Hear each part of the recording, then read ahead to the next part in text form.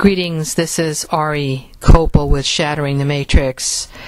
I have been asked to communicate this information with you from the beings that I deal with, that I work with, especially those that are in the spaceships, the Ultraterrestrials, of which I have spoken about in the past.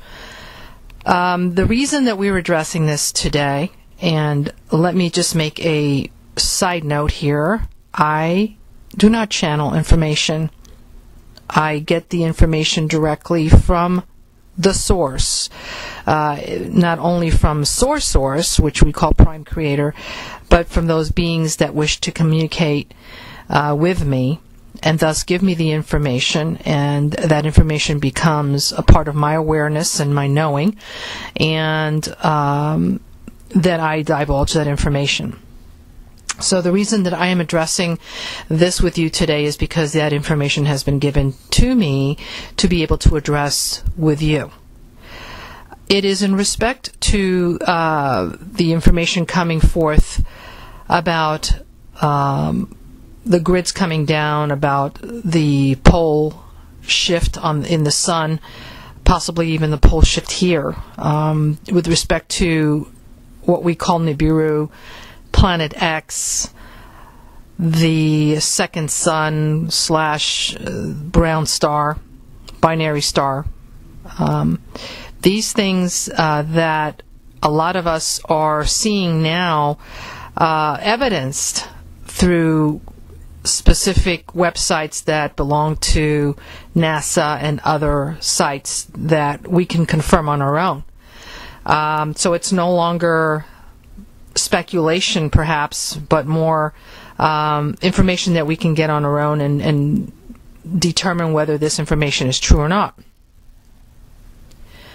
The bottom line is that a lot of us are photographing these, or this second sun, / Planet X, whatever it may be. I feel that it is indeed the second sun, and that is the information that is in my knowing as well. You know, if it is a second sun, which it is, that means that it does have planetoids around it, or planets around it. As it comes closer, we will see more activity on the planet. I am letting you know that because of the fact that there is so much cloud cover that has been put there by chemtrails and chemicals that are creating false clouds and false covering, that it gives, if a person is just half intelligent, they should be asking the questions as to why you can't see the sky anymore, why you can't even see the stars, you can't see the sun. These are just questions. If a person would only stop looking at their cell phones and stop the texting and stop the looking at their iPads and whatever gadget they may have in their hand, if they just paid a little attention to the world around them, they would see a lot of things. Not only what is happening around the world with respect to world affairs, that not only are the ones that are mentioned on the mass media that we can verify, you know, the lies that are, you know, presented with respect to Benghazi and Syria and all these other places, you know, the stuff that's fabricated. But we would also realize that there are things in the news that are not being disclosed by the mass media, things in the news that don't make the mass media but make the alternative news, and just even maybe first-hand commentaries of people experiencing things that just make small, you know, blogs. So that is really important that we all pay attention to these things, because this is the world we live in. So apart from that, if we're not paying attention to that, and, you know, because we're living busy lives, or whatever the reason may be. And on top of that, we're not paying attention to what's above our heads, which is the sky, you know, the environment. We're in really, you know, we're in trouble. but it's nothing that we can do about it. It's not that, okay, well, something cosmologically is coming into our neighborhood. Let's see if we can all fight it off. More than likely we can't. So these are things that are here for a purpose. They're here to perhaps create that transformation that we're looking for. But the reason that I'm communicating with you today is not to tell you so much the stuff that you already know, because you already know it. What's the point of me doing that? I'm addressing you because the fact is that the spaceships, the motherships, are very evident now. Even through all the layers of the makeshift cloud cover, even through all the lies and stuff and holograms they put in there, they're very evident. They're real. They're there. I can see them. I can feel their presence as to the fact that they give me signals. There's a certain signal that the ultra-terrestrial beings give in order for people like myself and others that are in connection with them know that they are there and can determine who they are, as opposed to other beings in spacecraft that we should not be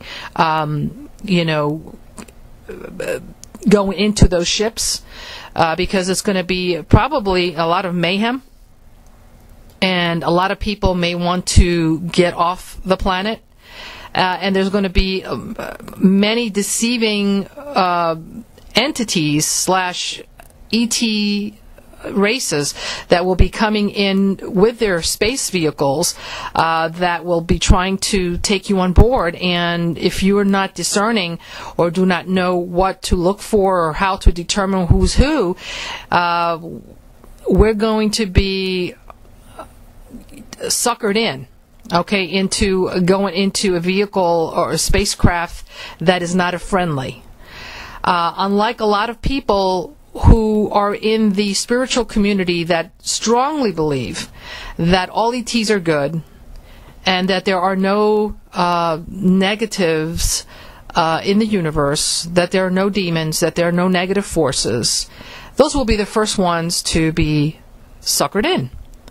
And I am here to help all of you not get into vehicles or spacecraft or deal with beings that are pretending to be of the light, that are here to help you, so that you go on board these vehicles and spacecraft and taken off to God knows where. So it's very, very important that you are able to determine what's what and where to go. In the situation that a scenario unfolds where it is critical to remove a lot of the population off the face of the planet, the ones that we really want to deal with are the friendlies, the ultra-terrestrials. Usually those vehicles are not physical vehicles. They're not metallic in nature or of any sort.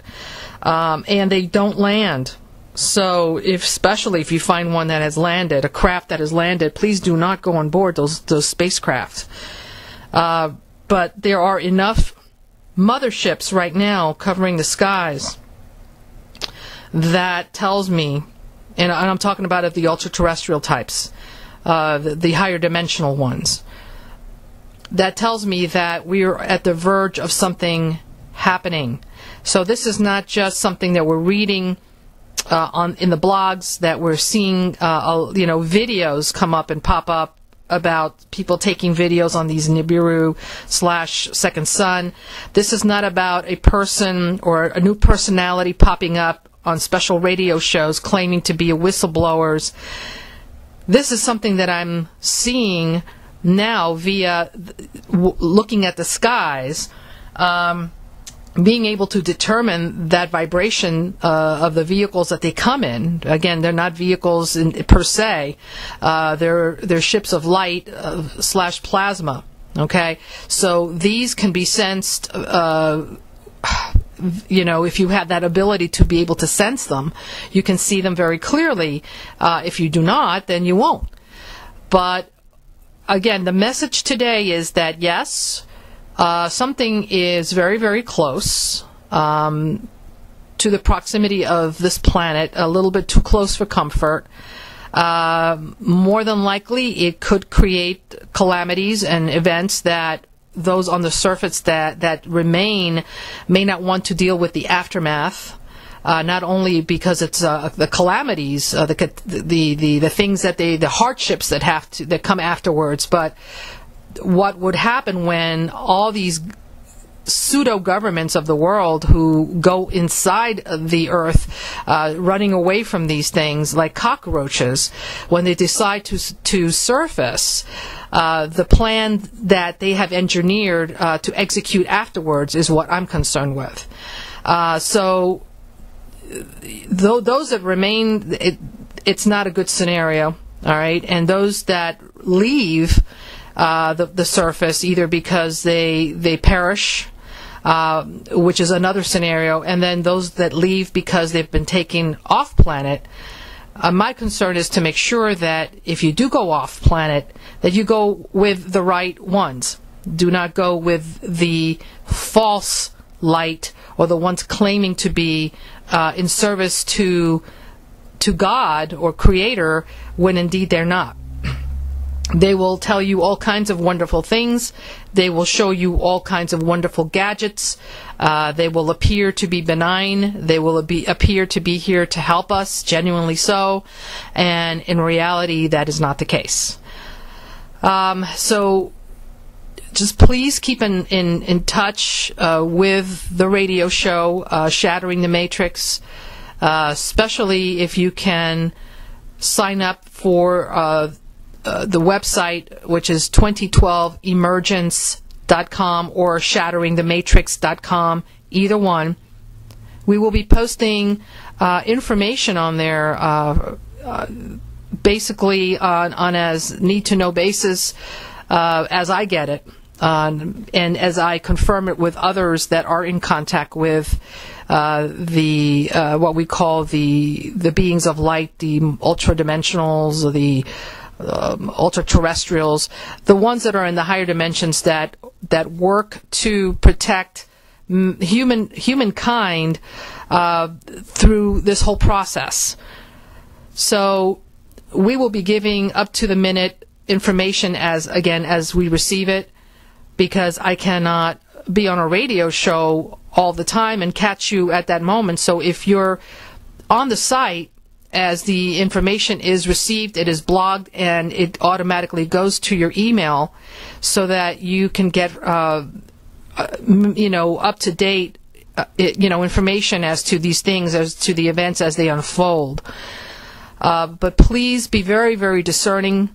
Do not fall for the hypnosis, that magic that they put over you, which is not, again, of the highest truth and light of the Creator.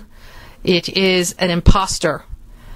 And the last thing you want to do is get off planet and go to another world that is not yours, and they have a different, purpose or a different agenda for you altogether there. So this is a very short broadcast today, giving you this information only for that purpose, that indeed something is coming down pretty soon, that the ships are there in the skies as we speak now, in ready position to do whatever is necessary to get most of the population that is ready to go on those ships off planet for the purpose of allowing this whole thing to transition and the smoke to settle and the dust to settle. And then at that point, they will determine whether it is time to bring us back or just to hold us, in a place where we are safe while this whole place is reconstructed, shall we say. Those that get on board, it's very important to understand that the ticket on board those ships is a high vibration. The high vibration comes from those that function from their heart, that are in service to others, all right, that are compassionate, that have, or at least are attempting to exercise their Christ consciousness. And not all of us have attained it, but we have to be on the way there. In other words, our intention has to be that is what we're trying to achieve. Those that are in service to self, and there's many definitions of that, what is in service to self, because there's many, that are in service to self that we can easily identify, but then we cannot identify the other ones. But those that are in service to self cannot go on the ships. It's just that there is no resonance. The frequencies are not the same.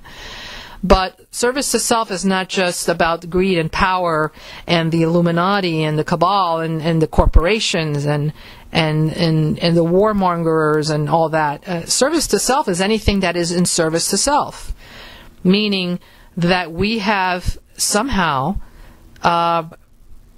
foregone the desire to help others, mankind, humankind, childrenkind, okay, animal kind, all life, for the pursuit of our own edification, our own spiritual growth. When we have consciously decided to look away and say that by looking at things that are not that are of a negative energy or of a negative pattern. For example, what happens with in rape cases or pedophilia or things that happen in terms of beheadings and things like that. When we see, we don't want to see what is going on in the world, because by paying attention to that, we believe, or it has been implanted in our belief system, that by looking at that, we are bringing it into our consciousness or into our reality.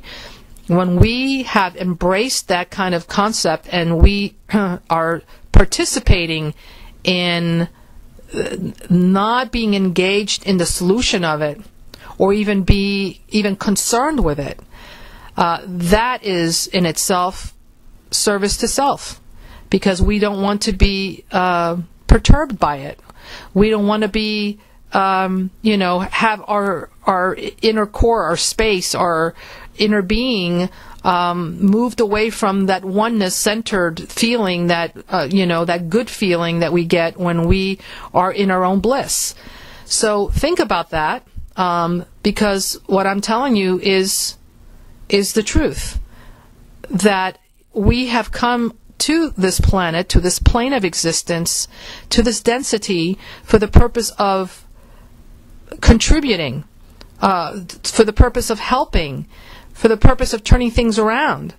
When we are just turning them around for ourselves and not helping our neighbor / human being, then we have kind of gotten sucked into the belief system that has been imposed on us by those that want us to not contribute or not participate or not be engaged in, so that their agenda can continue and spread. I am hoping that we all have enough time to turn this around, not only for humanity but for ourselves. Unfortunately, I don't think we have a lot of time left. So again, the message today is for all of those that can see, not only with their physical eyes, but can see with their knowing, that these events will be happening shortly.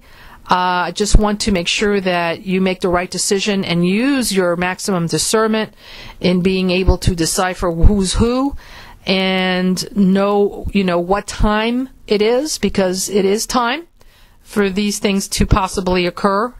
And just letting you know that indeed I am witnessing what I know that they, the setting, shall we say, the stage is set for something huge to happen just by the mere fact that I'm able to see the ships in the quantities that I'm able to see them right now. And I was asked today to communicate this with all of you. I've been thinking about it, and I go, well, I'm not getting the okay, and so today I got the okay to be able to communicate with you. So, which means that something probably could be going down very, very soon. Heads up, that's the message, heads up, and literally, heads up. Don't be fooled, use your maximum discernment, make sure that you're in service to others first. That is the essential passport, okay, to getting your frequency high enough to hopefully, when these beams of light come from the ships of light, that you're on board with that as well.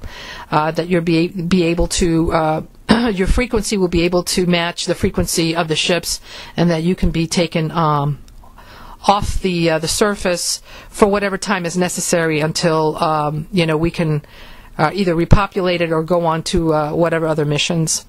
And that's all I have for you today. This is Ari Kopel on behalf of the Ships of Light, on behalf of our beloved brothers and sisters, ultra-terrestrial, higher frequency beings that work with us, that love us, and that do not interfere with our free will. They are here supervising.